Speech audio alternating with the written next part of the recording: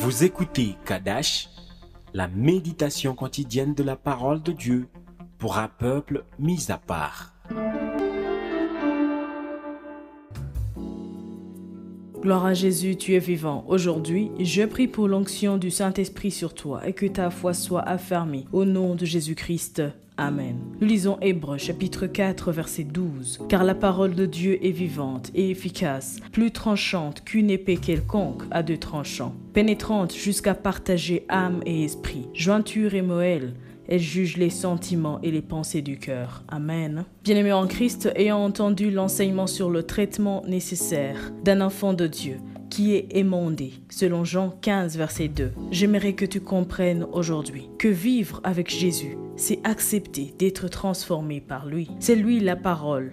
Il est l'épée à deux tranchants. Rien n'est caché à ses yeux. Lorsqu'il entre dans la vie d'une personne, il opère un changement qui témoignera que sa présence est réelle. Nous ne devons pas être comme ceux qui, étant dans le Seigneur, mènent toujours une vie de désordre. Étant dans le Seigneur, ils mentent. Ils sont dans le Seigneur et dans la prostitution en même temps. Ils sont dans le Seigneur et sont méchants. Ils sont dans le Seigneur et sont égoïstes. Jésus ne veut pas que nous soyons à ce stade. Il veut que sa lumière éclaire tous ces coins obscurs de nos vies pour être libres et porter beaucoup de fruits. Alors, bien-aimé en Christ, toi qui as choisi la bonne part, celle de suivre Jésus-Christ, prie en ce jour et demande à Jésus, l'épée tranchante, de briser toute chaîne, de séparer de ta vie tout ce qui est de ton passé, de couper tout lien avec le mal. Car si ce lien n'est pas coupé, tu rentreras en Égypte, tu rentreras dans le péché. Si ce lien n'est pas coupé, tu déraperas. Mais gloire à Jésus,